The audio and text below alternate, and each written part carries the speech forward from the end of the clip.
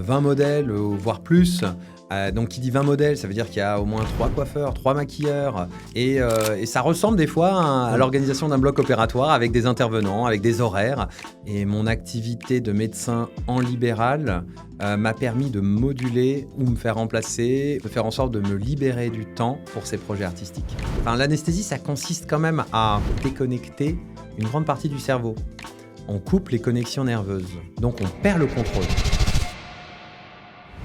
Bonjour Harold. Bonjour Julien. Merci d'avoir accepté mon invitation. Avec plaisir. Je t'ai demandé d'apporter 3 objets qui te définissent. Quels sont-ils et pourquoi ?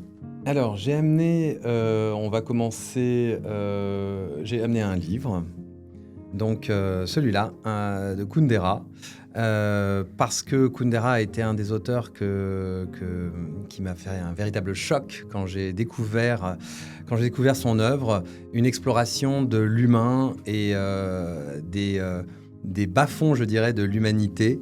Et c'est très intéressant comme exploration. Et celui-là, La plaisanterie, est mon livre préféré de Kundera. J'ai amené également ce petit objet que tout le monde connaît. Un iPhone, tout bêtement, et parce que cet iPhone, je fais tellement de choses avec. Je m'en sers à la fois pour mes shootings, pour préparer les shootings, pour envoyer des mails, bien évidemment, pour communiquer, pour écouter de la musique, pour prévoir. Je travaille avec beaucoup de notes et j'utilise beaucoup ces notes, que ce soit dans mon boulot d'anesthésie ou de photographe. Alors moi, c'est la question, c'est de fond d'écran. Quelle est-elle et pourquoi ? Le fond d'écran, c'est une photo de voyage. C'est une photo. Alors c'est une photo de voyage qui était prise au Cambodge. Voilà, et ça c'est un moine. Au cours d'une cérémonie avec un orage derrière. Et le troisième objet que j'ai toujours avec moi, tout simplement des écouteurs.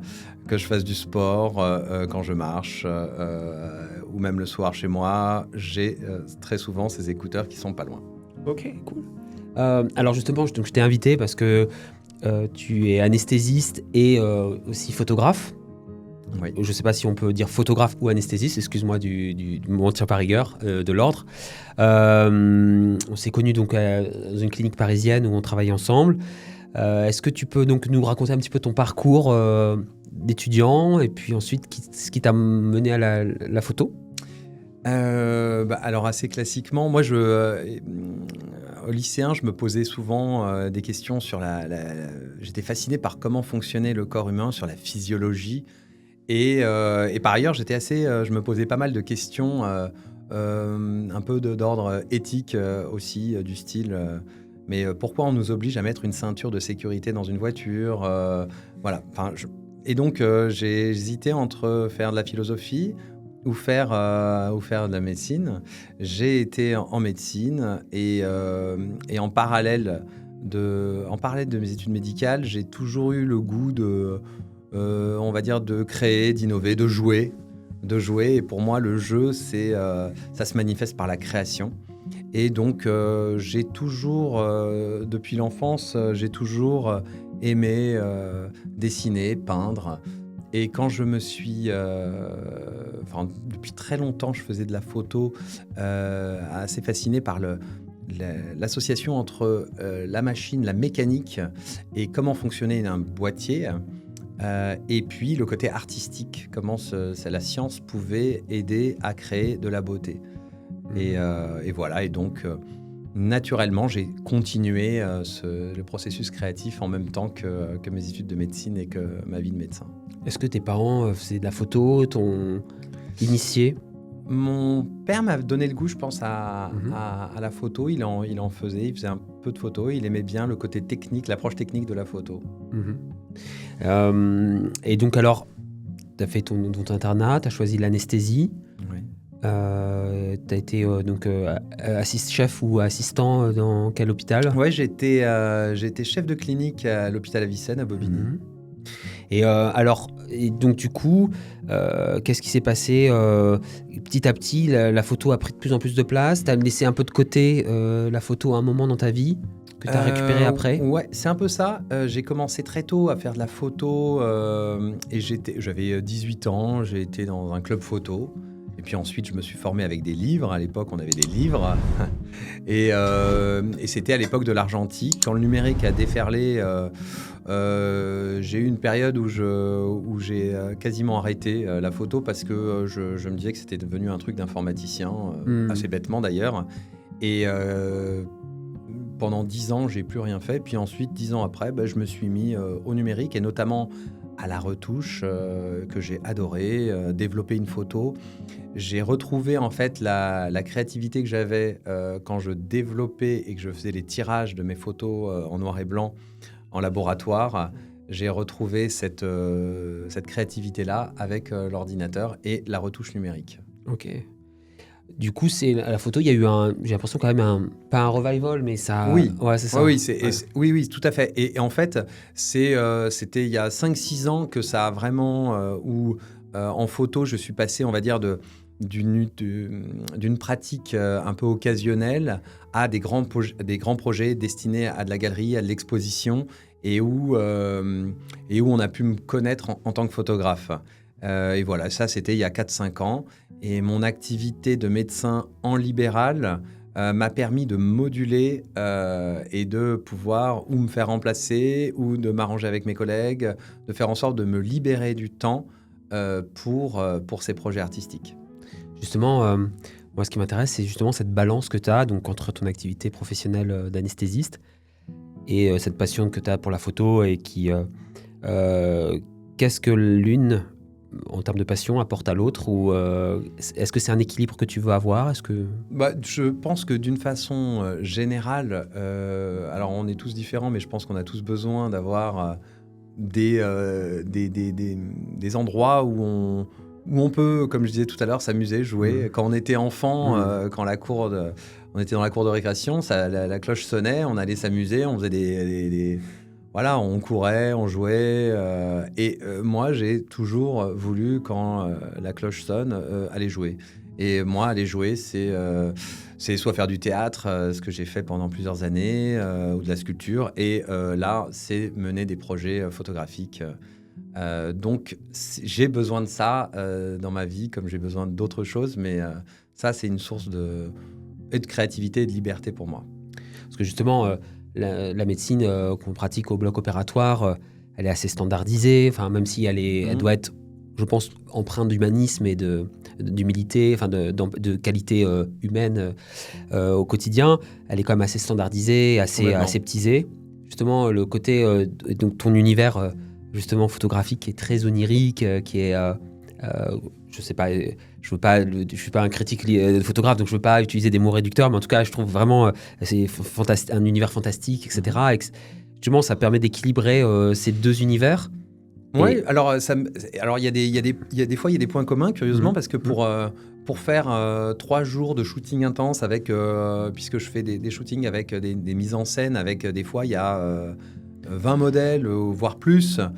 Donc, qui dit 20 modèles, ça veut dire qu'il y a au moins 3 coiffeurs, 3 maquilleurs, qu'il y a des assistants, qu'il y a donc pas mal de monde. Ça demande une logistique et une rigueur. Et ça ressemble des fois à l'organisation d'un bloc opératoire avec des intervenants, avec des horaires à respecter, des gens qu'il faut faire manger, des gens à remplacer, à accueillir. Donc, il y a aussi toute une organisation à avoir. Ouais, bien sûr. Et qu'on retrouve cette rigueur au bloc opératoire qui doit fonctionner pour faire toutes les interventions d'une journée. Et qui peut justement de temps en temps avoir de l'imprévu et justement se transformer complètement en impro. C'est ça. Il faut gérer artistique, mais complètement, et gérer le stress un peu. Ça.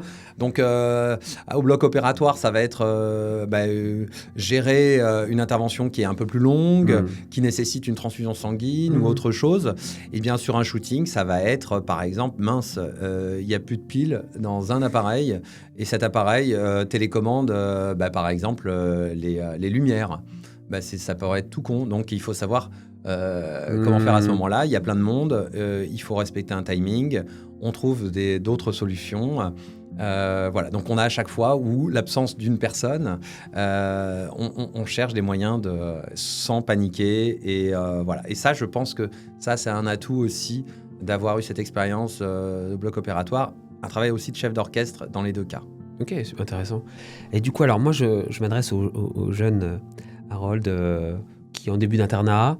Est-ce que tu vas voir des expos qui t'influencent dans ton travail, dans ton univers? Ou est-ce que justement, plus tu crées et plus tu te coupes du travail des autres artistes? Alors, moi, j'ai été passionné par à la fois la littérature et surtout le cinéma. D'accord. Très peu la photo. En fait, j'ai découvert la photo parce qu'on me citait certaines références et puis en côtoyant d'autres photographes ces dernières années, quand mon travail a été montré et que j'ai pu avoir des relations dans ce milieu-là. Mais avant, j'avais peu de connaissances de l'histoire de la photo. Et je me suis intéressé pas mal à la peinture ces dernières années parce qu'on me citait. On me dit « Oh, ça, ça ressemble beaucoup à du Caravage. Tu as dû t'inspirer de Caravage ?» Ouais. Alors, je connaissais vaguement Caravage, mais je me suis intéressé à Caravage. Et effectivement, ton travail ressemble à aux symbolistes du 19e, fin 19e. Ah d'accord, bon, j'ai été voir. Effectivement, ça m'intéresse, voilà, les pré-raphaélites, etc. Des mouvements en peinture que je ne connaissais pas et je me suis... Il y a eu ensuite un échange, puisque quand j'ai découvert ça, ça m'a inspiré d'autres séries photographiques. Donc voilà comment ça s'est produit. Tu écris aussi un petit peu? J'écris. Alors, ça m'est arrivé d'écrire. J'aime les mots, j'aime écrire. Et j'ai écrit des pièces de théâtre. Pendant 15 ans, j'étais dans une troupe de théâtre. Ça m'a donné envie d'écrire moi-même des histoires. Mais voilà. Mais là, ces derniers temps, la photo a pris le dessus. Et alors, du coup, justement, ce monde... raconte-nous un petit peu ton premier shooting où là, tu as trouvé ta patte. Tu sais, ce moment où... tu trouves tu vois, tu ressens les choses et tu te dis voilà, c'est ça que je veux faire. En fait, moi j'avais fait de la photo pendant des années. Je faisais de la photo je faisais des photos, des portraits, quelques portraits comme ça de mon entourage. Et puis c'était surtout des photos de voyage que je faisais, ou alors des reportages dans Paris la nuit. Où j'avais envie de capter un peu la beauté là où elle était et d'essayer d'avoir mon œil et de restituer en fait la beauté que je voyais. Et c'est il y a quelques années, donc il n'y a pas si longtemps que ça, il y a 5 ans, je me suis rendu compte qu'on pouvait allier ce que j'aimais, la philosophie, les idées, et d'essayer de rendre tangible des idées, d'essayer de concrétiser en fait, de rendre sensible des idées, des concepts. Et d'ailleurs, l'idée m'était venue dans un bloc opératoire où, comme ça, mon cerveau divaguait sur la notion de liberté. Et je venais de lire un livre sur Spinoza qui parlait de liberté. Et je me suis dit, ça serait sympa de pouvoir traduire ça, cette fois non pas avec des mots à travers une pièce de théâtre, mais à travers une image, et faire l'exercice de style de dire, voilà, une image qui pourrait restituer tout le concept de liberté, les paradoxes, les questions qu'on pourrait se poser. Et j'ai commencé à dessiner. Et j'ai fait un dessin avec une vingtaine de personnages, avec des gens qui étaient suspendus à des câbles. Et puis après, je me suis dit, va falloir le mettre en image. Donc, c'est pas tant la photographie, cette fois, avec le boîtier. Ce qui m'intéressait, c'était l'image. Et voilà, et c'est comme ça que ça a commencé. Et ensuite, quand j'ai fait Liberté, je me suis dit, ça serait sympa de faire un triptyque Liberté, Égalité, Fraternité. Okay. Et voilà. Et ensuite, je pensais ne faire qu'un seul tableau et m'arrêter là. Et un deuxième. Et puis après, je me suis dit, je vais faire ce triptyque. Et puis j'ai poursuivi. Et puis j'ai eu la chance de rencontrer des personnes, d'exposer dans des lieux sympas. Et voilà, donc ça a commencé comme ça. C'est Éthique à Nicotimac sur la liberté de Spinoza, c'était lequel sur la liberté? Alors l'éthique que j'ai lu, que j'ai peiné à lire pendant longtemps avec des aides à la traduction, des aides à la lecture, etc. Et puis ensuite, je suis tombé sur un auteur, je crois d'origine italienne, qui a réécrit l'éthique de façon beaucoup plus simple à lire pour nous, sans les formes géométriques que Spinoza avait voulu y mettre. Et je me souviens plus du nom de cet auteur, mais c'était ça a été un des livres qui m'a le plus plu. Est-ce que tu savais que Spinoza était il faisait des optiques de lunettes à la Oui, base. bien sûr. Oui, Ouais. il s'intéressait à l'optique, bien sûr, c'était son métier. Ouais, c'est ça. Tout à fait. Ouais. Ouais. Il a une histoire un peu compliquée, cette philosophe. Il a été chassé Ouais, il a été excommunié de sa communauté juive, Ouais. il remettait les dogmes en question. Mm. Il essayait de savoir le pourquoi, Mhm. qu'est-ce qu'il y avait derrière. Il remettait en question, en fait, les dogmes et il s'intéressait à la notion de vérité, de liberté. Et puis, il avait une approche scientifique des choses qui gênaient beaucoup sa communauté juive. Il a été excommunié et il a été banni. Mhm. Et d'ailleurs, on lui a souhaité que ses proches et que tous les descendants et que dans les futures générations, plus personne n'entende parler de lui. Donc bon, ça a un peu loupé. Et je crois que c'est rare d'être excommunié à ce point-là. Enfin, Oui, c'est oui, c'est une punition qui a été très forte. Et très jeune, je sais plus, il avait 23 ou 24 ans quand ça s'est produit. Ouais, quel malheur. Et il a construit tout un système. Alors, je connais pas très bien sa pensée, mais il a travaillé de façon très rigoureuse sur beaucoup d'éléments et il a tout remis en relief à la fin. Oui, en fait, c'était surtout sur un des livres qui est un des livres de philosophie les plus emblématiques et les plus compliqués à lire. Certains mettent des années à déchiffrer son livre, c'est l'Éthique, où c'était à la mode d'avoir une structure assez mathématique, même dans les essais. Et il a voulu reprendre ça, donc c'est assez fastidieux à lire avec plein de chapitres, des sous-chapitres. Il redéfinit des termes que si on les lit, il définit un terme et ensuite il va l'utiliser à sa façon à lui. C'est assez complexe et c'est fastidieux à lire. Moi, j'ai pas trouvé ça très agréable à lire. Non, mais par contre, ce qu'il y a derrière et la pensée qu'il y a derrière, elle est très intéressante. Ouais, parce qu'il y a énormément de philosophes qui se sont inspirés de son travail. Ouais, tout à fait. Oui, il a marqué. Oui, tout à fait. Et donc, effectivement, cette approche-là de concept éthique, donc il y a une base théorique à ton travail, de concepts que tu ressens ou que tu veux appréhender. Oui, à chaque fois, à chaque fois, je pars d'une idée, d'un concept, que ce soit la liberté, l'amour. Dans le fond, ça tourne souvent autour de l'humain, de l'humanité. Qu'est-ce qu'il y a derrière, notre animalité. Et j'essaye de le traduire de façon esthétique et d'en faire quelque chose d'à la fois beau, d'à la fois touchant pour la personne qui va le voir. Et ça nourrit en fait l'image. Ce sont des ingrédients qui nourrissent l'image et qui permettent d'avoir, avec du symbolisme, d'avoir pour le spectateur plein de choses à regarder, plein de choses, j'espère, à penser, à s'évader, tout en ayant une forme, une belle forme. Je ne suis pas dans de l'art conceptuel où il y a besoin de lire à côté tout un truc. Non, on peut ressentir directement. Et je cherche, contrairement à une grande partie de l'art contemporain, je cherche les formes la plus belle qui soit. Est-ce que tu incorpores dans tes œuvres des petits détails qui se redécouvrent des années après? Et justement, comme certains auteurs... Ouais, en fait, j'aime bien. Moi, j'aime le clair-obscur, donc j'aime qu'il y ait dans l'ombre qu'il y ait à la fois de la couleur et à la fois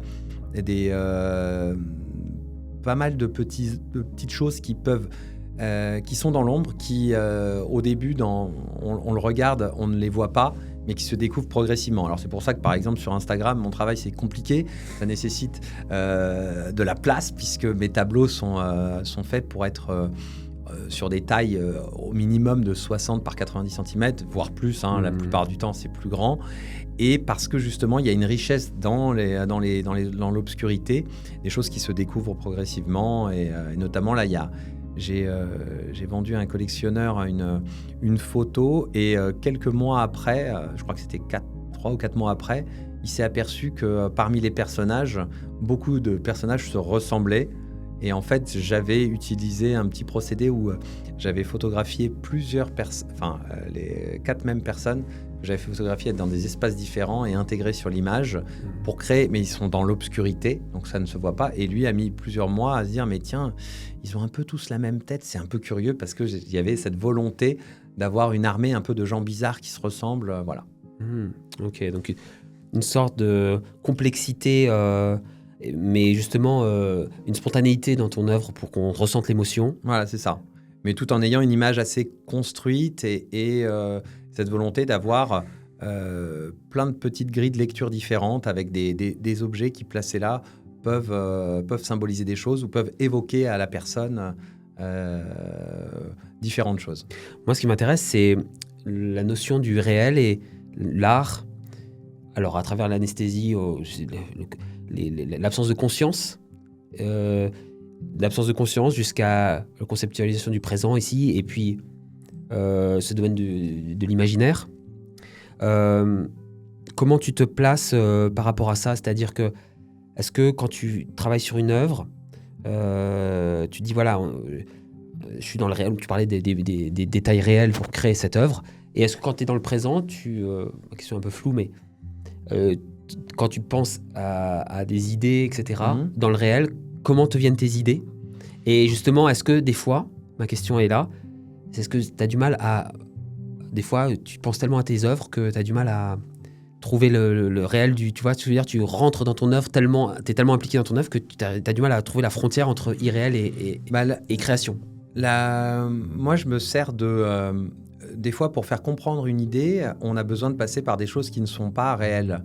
Par exemple, symboliquement, je peux avoir une personne avec des ailes et j'utilise des ailes d'ange assez régulièrement mais voilà, des choses irréelles parce que cette façon de passer par quelque chose d'irréel te permet de parler d'un sujet bien concret. Si je veux parler de la mort, par exemple, et si je mets une personne avec des ailes noires, et si je le mets à côté d'un crâne, on va comprendre que c'est l'ange de la mort, par exemple. Et que voilà, je peux raconter des histoires en mêlant en fait des choses imaginaires. C'est le principe des contes aussi. Et donc, je mêle souvent souvent dans mes créations, il y a des éléments qui ne sont absolument pas réels. Mais voilà, c'est le propre du symbolisme d'utiliser en fait ces évocations. Mais tu joues avec le symbolisme quand même, parce que tu utilises des symboles, mais que tu vas te réapproprier aussi un petit peu quelque part. Tu les twistes un petit peu, j'ai l'impression. Bien sûr, par exemple, oui. Ce que j'aime, c'est que les gens puissent comprendre, puissent avoir des images qui semblent familières. Si par exemple je mets un Christ dans une image, je mets un Christ, tout le monde a cette image du Christ. Et moi, je suis pas croyant, je suis pas religieux du tout, mais j'adore les images solennelles. Il y a quelque chose d'assez fort dans ces images de Christ. Et donc moi, j'avais envie de m'emparer de cette image qui est connue de tous, et pour aller parler de certaines notions où le Christ n'a peut-être rien à voir là-dedans, mais de confronter en fait cette image-là, ce symbole de... on va dire là, pour moi, c'est un tableau qui s'appelle Fraternité. Et donc, j'avais envie de montrer ce Christ déprimé sur sa croix. Il est sur sa croix, il est totalement déprimé, avec l'humanité qui est un champ de bataille, de ruines, de cadavres, un peu le reflet du XXe siècle et de notre humanité qui est capable, et qui c'est pas qui est capable, qui est... l'humanité est violente, on s'est fait des guerres, on a toujours fait des guerres. Et voilà, je voulais restituer une partie de notre humanité qui était l'homme est en guerre permanente. Et voilà. Et donc, j'ai mis ce Christ-là au sommet de cette image-là. Alors, si la liberté, c'était Spinoza, ton approche, ça fait penser beaucoup à Nietzsche. Oui. Parce que Gott ist tot, on a besoin de l'art pour nous se resituer dans le réel. Oui, et puis Nietzsche, même au niveau artistique, il est intéressant parce que Nietzsche, pour lui, il y avait une espèce de forme de vérité qui se trouvait dans le beau. C'est-à-dire, voilà, il faut laisser... si par exemple, à un moment, on a besoin justement... on a besoin d'aller... C'est en cherchant le beau qu'on trouve une vérité. Et si sur une image, j'ai besoin d'avoir des ailes à ce moment-là, à cet endroit-là, parce que je trouve ça beau, ben peut-être que ça veut dire que ces ailes, elles doivent être ici. Et la fraternité, alors, du coup, donc liberté, égalité, fraternité. Donc, liberté, égalité, fraternité. Ben voilà, ces trois tableaux dans lesquels c'était mon premier triptyque que je faisais en très grand format. Et voilà, et donc ça joue un petit peu avec ces notions qui sont des idéologies qui paraissent très simples. Et moi, j'essaye de leur trouver un autre sens et d'aller titiller un petit peu cette humanité qui n'est pas forcément aussi glorieuse que ce qu'on le voudrait l'être. Et entre égalité, équité, est-ce que tu as un continuum justement entre tes travaux, entre tes grandes séries? Est-ce que tu as une articulation entre chacune? Est-ce que c'est les faits de ta vie au quotidien qui influencent tes prochains travaux? Ou est-ce qu'elles résonnent entre elles? Ouais, alors elles peuvent résonner parce qu'il y a des choses qui reviennent, parce que j'ai des choses j'ai des pensées. Moi, je suis fasciné par notre animalité et notre façon assez étonnante d'ailleurs de la cacher. Hein, on se maquille, on se coiffe, on s'habille, on se déguise, tout ce qui est, on se civilise et on oublie en fait on essaye de masquer, on masque les odeurs, on masque les poils, on masque plein de choses. Et donc c'est un mouvement humain et j'aime bien, je suis assez marqué par ça. L'amour, évidemment, que ce soit le désir, la passion, la séparation, la tristesse, tous ces affects qui remplissent une vie. Et voilà, et les notions de liberté, c'est des choses qui reviennent assez régulièrement. Donc là, tu as fait un shooting. Tu peux nous dire un peu, c'était quoi les thèmes? Oui, alors justement, alors là, le thème, donc c'était ces derniers jours, j'ai fait un assez gros shooting avec une amie photographe qui s'appelle Mathilde Oscar. C'était la première fois qu'on travaillait à 4 mains. Et le thème était très simple. C'était, alors on a le titre qui est en cours c'était des variations autour de l'amour et du temps qui passe. La rencontre amoureuse, la passion, la fougue, mais aussi la séparation, mais l'oubli. Voilà. Et on a fait quelque chose de relativement simple au niveau mise en scène, plutôt épuré, et autour de 2 modèles, un homme et une femme. Et on leur a fait faire toute cette évolution. Nous, on a fait plusieurs scénettes sur une journée. Donc finalement, la photographie, l'art, est-ce que c'est pas aussi quelque chose que tu produis, mais une thérapie pour toi? À quel niveau ça te rend heureux et ça te soigne, ça nous soigne de notre animalité, hein? On a tous notre animalité triste, j'ai envie de te dire, instinctive et parfois...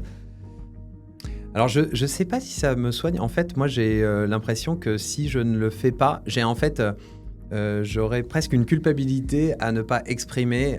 Il y a des choses que, si j'ai une idée et si je ne la réalise pas, peut-être bêtement, mais je vais culpabiliser de ne pas la faire. Comme s'il fallait... Alors, des fois, j'aimerais bien être peinard, tranquille, mais non, j'ai cette idée. Et ce n'est pas forcément toujours une joie. C'est-à-dire que ça peut être... Il y a des moments, les moments du shooting, où il y a plein de moments de création qui sont quelque chose d'assez satisfaisant parce qu'on se dit « Waouh, j'ai eu l'idée, c'est super, je suis super content ».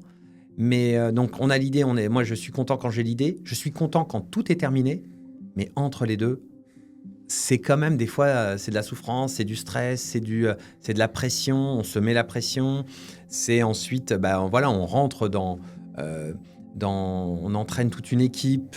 C'est du temps passé, c'est des budgets, c'est des prises de risques, que ce soit matériel, mais en temps aussi, et puis en restitution, parce qu'entre l'idée qu'on a et ce qui va se passer, ça met une certaine pression de montrer. Donc je dirais que c'est malheureusement il n'y a pas que de la joie et que c'est pas que quelque chose de libérateur. Voilà. Là où je veux en venir, c'est que je pense que où je veux en venir avec toi, c'est que une animalité, c'est une certaine énergie qu'on a en nous. Et tu l'as fait ressortir via un processus de création. Ouais. Et c'est là où je veux dire que c'est salvateur. Et que je pense que, et là où j'essaie de donner peut-être des tips à des gens qui peuvent nous regarder, c'est faites ce que votre instinct est créatif, ou en tout cas vos ressentis. Ne pas s'interdire des choses et au contraire aller vers... c'est ce que je disais au début, même notre pulsion, c'est revenir à un truc enfantin des fois. Revenir à quelque chose d'enfantin, on a envie de faire quelque chose de jeu. Moi, je regrette qu'on ne fasse pas plus de balles aux prisonniers, même adultes. On s'amusait bien. Et et on se prendrait peut-être moins au sérieux dans nos activités d'adultes. Voilà. Ouais, alors, on va revenir un tout petit peu à l'anesthésie, mais c'est toujours pour repartir vers l'art, parce que c'est ton travail. Les gens ont très peur d'un processus qui est hyper codifié, qui se fait des milliers de fois tous les jours et que tout se passe bien. Alors bien sûr, il y a toujours un risque, ça va avoir un risque. Pourquoi les gens ont si peur de l'anesthésie En fait, c'est presque... Ouais, c'est logique qu'ils aient peur parce que l'anesthésie, ça consiste quand même à un moment donné, avec un moyen médical, à déconnecter, alors sous anesthésie générale, à déconnecter une grande partie du cerveau. On coupe les connexions nerveuses. Donc on perd le contrôle. Et je pense que la plupart des gens ont peur d'accepter de perdre le contrôle, de confier en fait son corps, de se confier à quelqu'un d'autre. C'est quelque chose d'assez étonnant. C'est assez étonnant. Donc voilà. Après, j'ai envie de dire juste après ça tout de suite, parce que l'une des grandes peurs des patients alors, la plupart du temps, ils ont peur, moi je pense, de deux choses. Ils ont peur de ne pas se réveiller et ils ont peur de se réveiller pendant l'intervention. Et alors, la peur de ne pas se réveiller, souvent, c'est parce qu'ils pensent qu'il y a une espèce un cocktail, une recette pour endormir, ce qui est en partie, c'est ce qui est vrai. Et il y a une recette, un cocktail pour réveiller. Ils se disent, si l'anesthésiste se barre, s'il a un problème, ou si sur moi, cette recette, elle ne fonctionne pas, je vais être bloqué à tout jamais, etc. Ben non, en fait, non. En fait, on arrête d'endormir, et les produits qu'on utilise ont un effet on-off qui est tellement important, ils durent tellement peu de temps, qu'à partir du moment où on décide d'arrêter d'endormir le patient, parce que l'intervention est terminée, eh bien, le patient, spontanément, il n'est plus sous l'effet de ce blocage. Les médicaments d'anesthésie ne bloquent plus le cerveau. Et spontanément, dans les 10 minutes qui suivent, le patient se réveille. Donc, il n'y a aucune raison qu'on ne se réveille pas. En tout cas, il n'y a aucune recette à appliquer pour réveiller un patient. Et ça fait le lien avec le concept de liberté qu'on a évoqué. C'est-à-dire que la liberté a une telle valeur dans notre société qu'on ne veut pas la perdre et qu'on a la peur. Oui. Et au final, tu ressens, toi, par rapport au début, il y a quelques années, quand tu as commencé l'anesthésie, que les gens sont plus stressés, tu as l'impression qu'ils sont plus qu'avant ou pas? Ou une histoire générationnelle? Personnes âgées sont moins... Alors, les personnes âgées sont beaucoup moins stressées. C'est ça. Beaucoup, beaucoup moins stressées. Je dirais que les plus stressés, c'est les patients autour de la trentaine. Ah oui. Moi, comme ça, je n'ai pas fait d'études là-dessus. Le patient jeune et des hommes. Surtout les hommes, c'est ça. Un homme jeune, il peut être assez stressé. Mais en fait, moi, j'ai parfois aussi un peu le son de cloche des patients qui me disent on a adoré en fait l'anesthésie. Ah oui, il y en a plusieurs qui adorent ce moment où je pense que c'est le reflet aussi il y a des gens qui ont peut-être plus de mal à lâcher prise. Et il y en a qui ont peur de perdre le contrôle et il y en a d'autres qui s'en fichent, qui se posent même pas la question et qui, au contraire, même prennent du plaisir à ça. Est-ce que les gens rêvent quand ils sont sous anesthésie? Alors non, en fait, il n'y a pas... Alors, sous anesthésie générale, là, contrairement au sommeil, on a une anesthésie qui est plus profonde, on a une déconnexion plus importante, en fait, notamment du thalamus. On a une déconnexion des parties du cerveau qui fait que on n'a plus du tout de conscience, alors que pendant le sommeil, on a une conscience qu'on va dire, elle est mise sur pause, mais on peut rêver. Par exemple, on peut sentir des stimuli, la douleur, on peut la ressentir encore, les douleurs importantes, ça nous réveille. Sous anesthésie générale classique, non, il n'y a plus rien du tout. Donc, c'est pas le même type de sommeil. C'est une zone qui n'est pas très connue. La zone, c'est la substance réticulée active et inactive qui est dans le tronc cérébral, qui est déconnectée par vos produits. Oui, alors, je ne pourrais pas rentrer dans les détails, mais oui, il y a quelque chose d'une intensité, en fait, aussi. Il y a une intensité dans les déconnexions et on peut s'amuser, d'ailleurs. On peut faire, des fois, il y a certains actes ou certains soins qui ne nécessitent pas une anesthésie générale profonde. Et on peut faire ce qu'on appelle des sédations. Et c'est la conscience est modifiée et elle n'est pas totalement supprimée. Donc là, on a tout un degré, en fait, où on peut être de l'état de conscience à l'absence totale de conscience. Quels sont ton un bel événement, un beau souvenir dans une exposition où tu as exposé tes tableaux et un souvenir inoubliable en anesthésie? En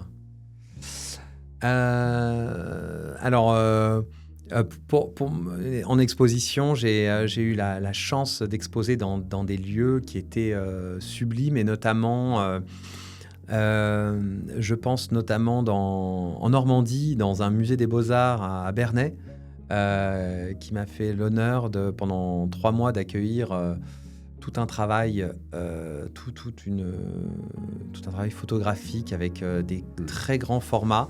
Et ça, c'était à la fois dans le musée des Beaux-Arts, qui est très beau, et dans l'abbatiale, qui est juste à côté. Et j'avais des œuvres vraiment en très grand format, telles que moi, je les rêvais. Et ça a pu se faire dans une ambiance lumineuse qui était particulière. C'était vraiment très beau. Donc voilà, voir toutes ces créations dans ce lieu-là, c'était assez émouvant. Ta dernière exposition, moi j'étais venu à la galerie Harry. Chez Harry Jean, à la galerie Harry Jean, qui est c'est un très bel endroit aussi. C'est très beau. Très bel endroit à avenue Monceau, avenue Marceau, et c'est un galeriste que j'aime beaucoup, Mathias Harry Jean, qui a une très belle galerie et spécialisée dans l'art de la peinture fin 19e, début 20e, et qui, là, voulait un peu, je pense, casser les codes et a proposé une exposition de photographie, donc rien à voir, mais il y avait un parcours qu'il a fait avec des œuvres qui se répondaient donc à plus d'un siècle d'écart entre mes photographies et des tableaux qu'il avait sélectionnés pour cette exposition. Instagram, tes tableaux sont sur plusieurs posts. Ouais. Qu'est-ce que ça t'apporte, les réseaux sociaux? Qu'est-ce que justement ce que tu aimes, ce que tu n'aimes pas dans les réseaux sociaux avec ton travail? Alors malheureusement, moi, Instagram, c'est le lieu où tout le monde va. Bien sûr. C'est le lieu de référence maintenant pour le grand public sur l'image. C'est un lieu de chat, de messagerie, et c'est une façon de communiquer qui est évidemment quasiment indispensable. Malheureusement, parce que Instagram n'est... bon, déjà, c'est sur un smartphone, donc forcément, l'image est petite. On ne peut pas l'agrandir. Et moi, tous mes tableaux sont conçus pour être vus d'un peu plus loin. C'est-à-dire qu'une image, elle est marquante par les contrastes qu'il y a sur l'image. Et vous mettez un portrait sur Instagram, sur une petite... Là, ça peut ressortir, mais quand les contrastes sont sur un ensemble d'images on a besoin de le voir de loin pour voir ces contrastes, quand on les met sur une petite image, on ne voit plus ces contrastes-là, on ne voit plus. Donc, elle a moins d'impact visuel. Donc, je dirais qu'Instagram, on peut aller voir mon travail comme ça sur Instagram, mais malheureusement, on ne peut pas zoomer sur Instagram. Et donc, on a ces images-là. Donc, c'est pas simple. En même temps, j'ai un lien vers mon site internet, et puis ça montre. Je ne peux pas tout mettre en plus sur Instagram, puisque Instagram censure dès qu'il y a le moindre... une fumée, par exemple. Une fumée, c'est « Ouh là, attention, il y a peut-être quelqu'un qui est en train de fumer », et donc c'est une apologie du tabac. Donc j'ai déjà été souvent censuré, ou comme on dit shadowban, où on me limite en fait l'accès à mon compte Instagram pour ça. Mais on l'a limité aussi pour des histoires de nudité. Instagram, quand il y a un peu de nu, même masqué, avant on mettait des sur des seins. Maintenant ils ont décrété que même masqué, en fait, montrer quelqu'un torse nu, par exemple, une femme torse nu, même en masqué les seins, ça pouvait être pour eux dépasser les bornes, et donc on est censuré. Ça veut dire que on est puni, et pendant quelques jours on ne peut plus utiliser toutes les fonctionnalités d'Instagram. Donc C'est voilà, une c'est un atteinte, petit peu compliqué. C'est une atteinte à la liberté de création, finalement. Enfin, de Ah la bah après, diffusion. on peut créer, mais bon voilà, après, il y a d'autres diffusions qu'Instagram, mais malheureusement, bon bah voilà, qui sont plus libres, hein, beaucoup plus libres, mais qui sont beaucoup moins vues. Donc bon, bah, c'est comme ça. C'est le médium dominant, et ce médium dominant, il a aussi sa propre éthique, qui n'est pas forcément la mienne. Et justement, cette accélération de l'image, cette quantité d'images qui se déverse tous les jours, qui se prend en photo, versus ton travail où ça va prendre 3 jours pour faire, je sais pas, peut-être 5 Oui, même clichés. plusieurs mois pour Plusieurs mois, préparer, oui, pardon. Enfin, plusieurs mois pour préparer. préparer, préparer, puis vraiment, au sens strictus sensu du shooting, 3 jours, mais des mois de préparation, même voire l'issue d'années, puisque finalement, ton travail, c'est l'élaboration d'une pensée qui est comme... c'est ça, c'est-à-dire que... Bah après, les images, certes, on est dans un monde d'images, mais justement, les gens aiment les images. Et je pense que plus les gens font des images, et plus les gens se rendent compte aussi que c'est pas simple de faire des images très impactantes. Et quand ils voient en exposition, quand ils viennent me voir, bah, ils ont toujours plein de questions parce que ça les intrigue de savoir comment je fais, ce que ça veut dire. Et donc, il y a quand même... il y a un intérêt pour l'image, c'est sûr, il y a un intérêt pour l'image. Et on a l'impression que chacun, maintenant, tout le monde est muni des mêmes appareils photo que des professionnels, très souvent. Mais encore faut-il avoir les idées qui vont avec. Ouais, et ça, bon, bah voilà. Alors, Aujourd'hui, si tu pouvais faire de la photo à plein temps, tu ferais de la photo à plein temps ou tu garderais quand même un travail d'anesthésie? Alors, j'aime le travail d'équipe j'aime le travail d'anesthésie. En plus, j'ai la chance de travailler avec des amis. Donc, et c'est quelque chose qui fait déjà une assurance. C'est pouvoir se reporter complètement sur le travail de photo. Ça peut marcher à un moment donné et moins bien, on se vend moins. Si on ne vend pas, il faut trouver une autre activité et il faut pouvoir être libre de créer. Et moi, j'aime l'idée d'avoir cette liberté de créer. Et il y a la plupart même des grands artistes de l'histoire de la peinture ou quoi, étaient des gens qui n'avaient pas besoin de travailler. Et donc, on pense souvent à l'artiste maudit qui gagne pas bien sa vie et qui peint et qui peut-être sera connu plus tard ou qui écrit. Mais la vérité, c'est qu'il y a la plupart des artistes étaient des gens qui étaient assez fortunés, en fait, voilà. Et donc, là, avoir un travail qui est plus stable permet d'avoir cette liberté de créer, pour moi en tout cas. On a zappé le meilleur moment d'anesthésie, parce que c'est quand même un peu la dualité que je veux faire entre la liberté, les concepts de création. Un de tes plus beaux souvenirs de médecin? Waouh! J'ai pas mal de souvenirs, mais qui me viennent, mais qui sont pas très heureux. Donc, après, je dirais en anesthésie. Nous, en anesthésie, on fait souvent partie des meubles. C'est-à-dire que le patient, il est content quand tout s'est bien passé. Et nous, si notre action, elle est importante, mais elle n'est pas forcément valorisée, ce qui n'est pas grave. Mais j'ai été marqué quand je suis passé le seul moment où on est un dieu pour un patient. Le seul moment, c'est pour une femme et c'est en obstétrique. Et quand on pose des péridurales, c'est assez amusant. Alors là, on a l'impression d'être un dieu vivant quand on a posé la péridurale à une femme en train d'accoucher et qui souffre. Voilà, là, ça c'est un moment où on se dit « Ah ouais, dis donc, ça c'est un impact qui est direct et qui est directement valorisé. » Je voudrais faire lien entre les deux. Les casques VR en anesthésie, vous utilisez les casques de réalité virtuelle ou virtuelle augmentée. Parfois, en loco-régional, vous mettez un casque sur le patient pour qu'il voit qu'il ait une hypnose pour la douleur. Oui, alors ça c'est utilisé, mais alors c'est assez rare. Mais bien sûr, en fait, il y a plein de procédés qui sont utilisés pour faire en sorte que la conscience du patient soit modifiée. Que ce soit en utilisant de l'hypnose, que ce soit en utilisant des drogues d'anesthésie, faire une très légère sédation, ou l'utilisation de musique, ou l'utilisation de ces fameux casques où ils partent ailleurs. Tout est fait pour dérouter un petit peu l'esprit du patient et de l'éloigner de son stress, d'éventuellement de gestes un petit peu douloureux. Oui, tout à fait. La conscience du réel. Et justement, mon lien, c'était est-ce que justement, tes expositions, est-ce qu'elles n'auraient pas une dimension aussi intéressante avec des casques de réalité virtuelle, enfin, prendre en photo Ouais, bah alors ouais, intégrer... ouais. Alors, à une autre échelle, oui, bien sûr, intégrer plein d'événements. Moi, j'aimerais, là, pour une expo, je rêve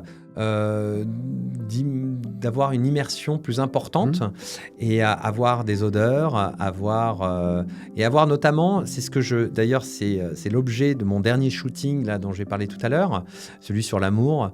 C'est d'utiliser un procédé d'un tirage qui s'appelle le tirage lenticulaire et qui permet d'avoir sur la même image, sur le même tableau, 2 images et en fonction de l'endroit où on se situe, de voir ces 2 images-là. Ça existe, on les a tous vus quand on était petit, même sur des cartes postales Panini, des cartes non postales, où on joue avec ce procédé-là, mais il est fait par des tirages, des laboratoires d'art, des tireurs d'art, qui font un tirage lenticulaire. Et donc, on a d'un côté des lentilles avec une image, sur d'autres lentilles une autre image, et selon la lumière et selon l'endroit où on se place, on peut voir plus ou moins les 2 images.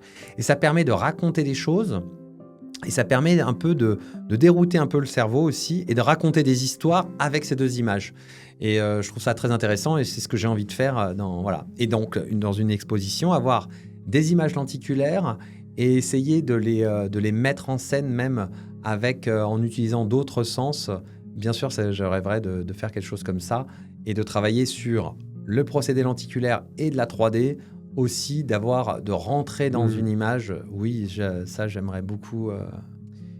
Et quid de la performance? Parce que je fais lien avec l'anesthésie. Des fois, le couple anesthésie-chirurgien, c'est pas loin d'une performance, je trouve, artistique, entre côté un peu théâtre, tu viens du théâtre, petit côté théâtre, de scène, qui revient un peu toujours les mêmes codes. Et tes tableaux, je parle de tes tableaux, excuse-moi, tes photos, excuse-moi. On peut dire tableau, image, photo. Moi, je les vois bien aussi en performance. Enfin, c'est-à-dire un jour, tu vois, de naviguer dans ton univers et voir les gens, etc. et faire du théâtre immersif, de la photo immersive. Bien sûr, mais ça serait sympa même de mêler, d'avoir des expositions où sur l'exposition, il y aurait un set où on prendrait en photo, où on aurait... J'aime bien tout ce genre de procédé où on peut être immergé dans un univers. Oui, après, faire une performance en direct ou des choses comme ça, ou utiliser... c'est assez marrant d'avoir du stylisme, d'avoir des coiffures et très rapidement, en fait, d'intégrer quelqu'un qui n'était même pas prévu, un spectateur ou quoi, et de l'intégrer dans des ensembles et de faire un tableau en direct avec des gens qui sont là en tant que spectateurs. L'art comme thérapie, tu n'as pas exposé dans les... Est-ce que tu exposes dans les hôpitaux, les cliniques Non, alors dans la clinique où j'ai travaillé pendant 15 ans, il y avait sur les murs, pendant les quelques dernières années de cette clinique, il y avait des photos de voyage à moi. Il y en avait une cinquantaine d'images qui étaient dans l'accueil, un peu partout. Et j'ai eu plein de réflexions assez chouettes, justement, soit de patients qui étaient de passage, soit du personnel qui était super content d'avoir quelque chose à regarder. Et j'ai trouvé ça... en fait, je trouve que c'est une image qui pourrait être intéressante pour des salles d'attente ou des endroits comme ça où les gens viennent avec beaucoup de stress, de peur, contrairement à, je pense, l'image qu'on en a d'avoir on veut un truc très neutre, quelque chose où il se passe rien, on voit juste la mer, etc. Moi, je pense qu'il faut mettre du beau, de l'esthétique, et au contraire quelque chose où le cerveau il peut partir ailleurs. Dans l'idéal, un truc du style le jardin des délices de Bosch. Il y a plein de choses à regarder, c'est ludique, et le cerveau il peut partir plus facilement pour moi que une mer, voilà, comme ça, une plage, mais quelque chose ou de foisonnant, ou quelque chose qui interpelle, quelque chose qui va occuper le cerveau de la personne. Voilà, sans l'inquiéter évidemment, sans l'objectif. Mais justement, le jardin des 10, c'est pas inquiétant. C'est des gens qui sont en train de s'amuser, de découvrir, etc. Voilà. Donc, et puis tu peux avoir le grand angle comme le macro, quoi, sur des tableaux de Bosch. Ouais, ça, tu peux avoir. Et justement, ce besoin d'évasion que le cerveau a, que certaines esthétiques peuvent apporter, je trouve est-ce qu'on a de moins en moins on a de plus en plus de fiction, on est abreuvé de films, etc. Mais l'art au sens stricto sensu, la création artistique, le surréalisme, peut-être que ça manque un peu, c'est pas assez diffusé. Ouais, peut-être qu'on est aussi formaté, justement, comme tout à l'heure je disais, peut-être qu'on ne se laisse pas aller à notre imaginaire, on se dit qu'on n'a pas le droit de ça, qu'on n'est pas légitime. Non, moi je suis prof de sport, j'ai pas... d'où je me permettrais, d'où je serais légitime de ceci. Non, moi je suis informaticien. On se cantonne à une étiquette qu'on se donne, alors qu'effectivement, allons vers notre imaginaire foisonnant, un peu comme de nouveau quand on était petit, on jouait à plein de choses, on imaginait moi je suis le médecin, et moi je suis machin, et moi je suis voilà, et moi je suis Superman, et voilà. Après quand on est vraiment le médecin, on ne peut jouer que le rôle du médecin. Non, pourquoi on pourrait jouer on peut faire d'autres choses. La liberté du jeu et le jeu en liberté, c'est-à-dire il y a les deux qui communiquent. Lifestyle personnel, tu m'as parlé de sport tout à l'heure. Comment tu arrives à compenser, je dis toujours, on arrive au cerveau gauche, cerveau droit que tu as vraiment dans ton travail. Au milieu, comment tu arrives à compenser, lifestyle, tu fais beaucoup de sport, ça te permet d'évacuer aussi un peu le stress des deux côtés?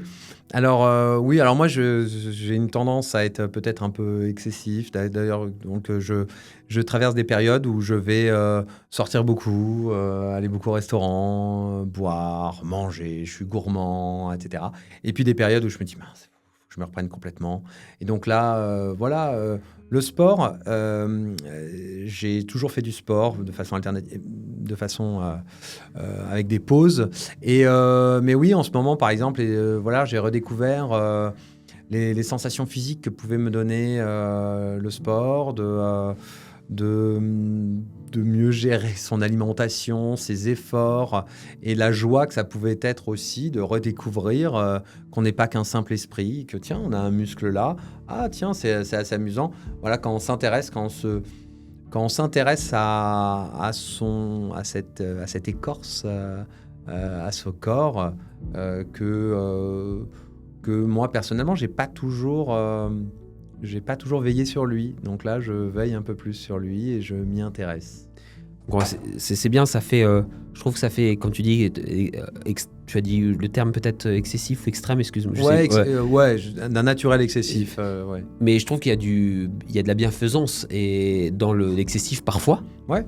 Et que justement, on parle de Jérôme Bosch, de milieu onirisme, et de se connaître à l'intérieur. Les deux opposés se reflètent aussi, en se connaissant, en prenant soin de soi.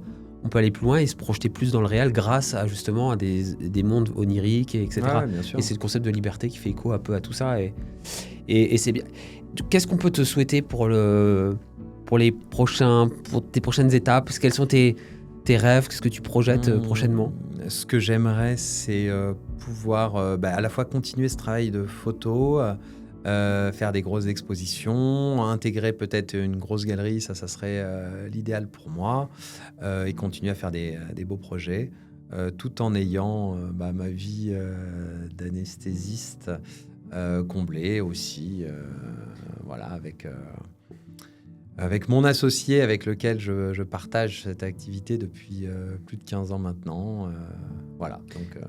Et alors moi, j'ai quelques questions, c'est par rapport au monde de l'art. Les galeries, justement, on voit, est-ce que le fait d'avoir grandi dans un milieu médical plutôt, ça te freine un petit peu dans la diffusion de ton travail? Alors, c'est une bonne question. J'ai jamais su exactement l'impact que ça pouvait avoir. Alors, dans la vie...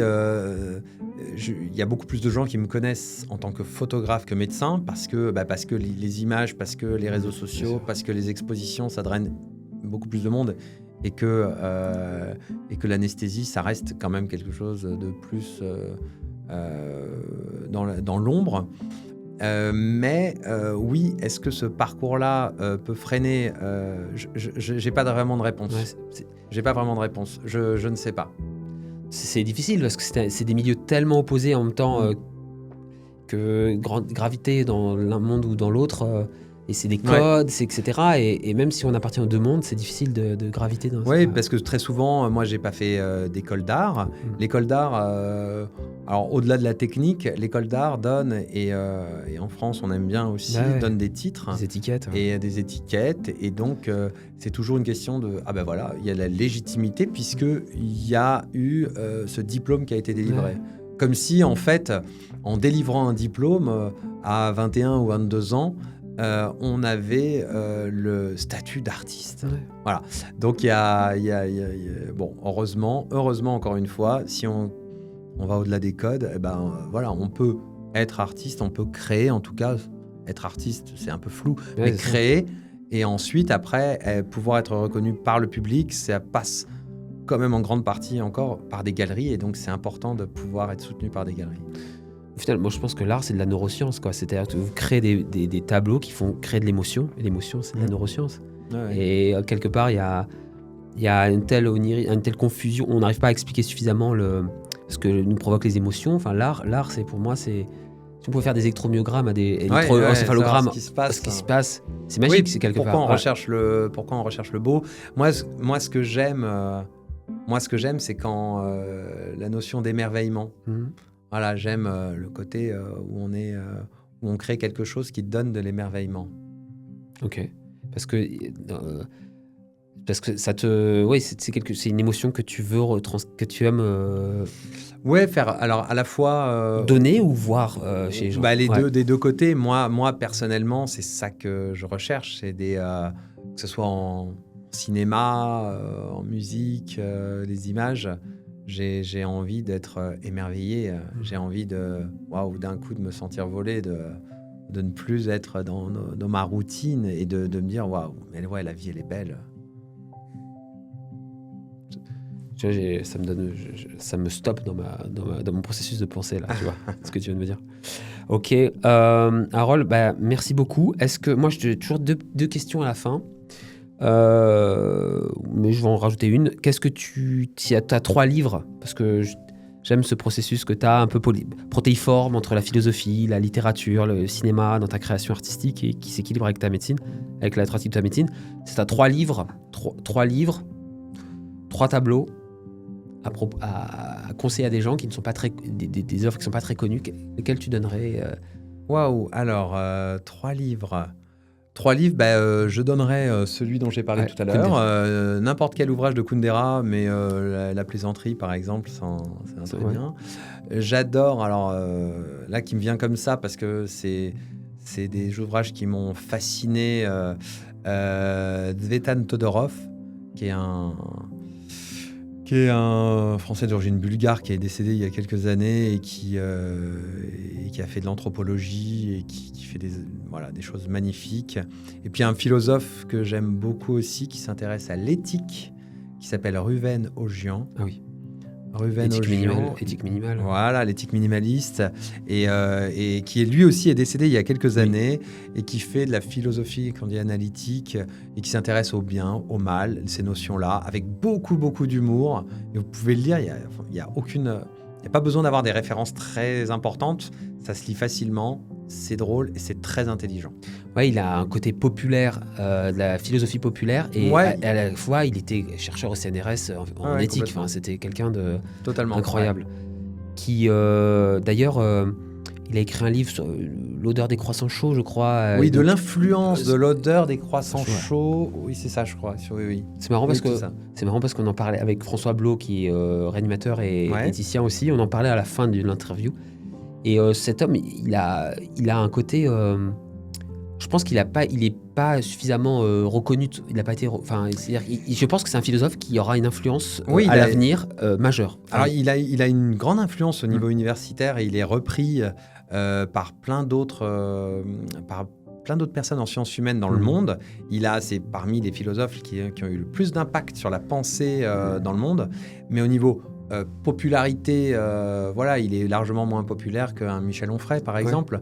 Mais par contre, dans le milieu universitaire, il est assez reconnu. Voilà. Mais oui, c'est un plaisir à lire. Hein.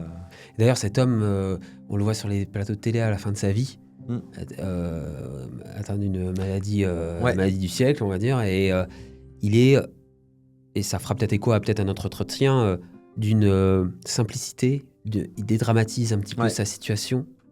Son dernier livre, c'était là-dessus, c'était sur la maladie et sur sa fin de vie et le rapport avec les soignants. Il a écrit tout un livre sur voilà, la mort, la douleur, où il va comme d'habitude, avec beaucoup d'humour, contre toutes les idées reçues qu'on peut avoir. Ouais, c'est quelqu'un qui est vraiment inspirant et qui nécessite d'être lu et relu. Je pense à différentes périodes de sa vie. Parce que je pense que quand tu lis Ruven Augien à 20 ans, c'est pas la même chose qu'à 50. Et que je pense que c'est un peu comme des tableaux où tu revois certains détails. Merci Harold. Merci beaucoup de cette invitation. J'espère que... Quand est-ce qu'on peut... Donc, prochaine exposition, quand est-ce qu'on peut te voir Je vais avoir une assez grosse exposition. Alors ça se passe en Normandie et dans quelques mois. Et ça va durer quelques mois. Et il y aura probablement suite à Paris en octobre, probablement sur un salon. Mais voilà, donc si vous me suivez sur Instagram, vous aurez toutes les informations. Et moi, tu sais que je pense que j'en ai déjà parlé, mais ma salle d'attente, si un jour tu veux mettre des tableaux, t'es avec plaisir. Eh ben, ok. On en parle. Avec plaisir également. Bon, merci. Merci beaucoup.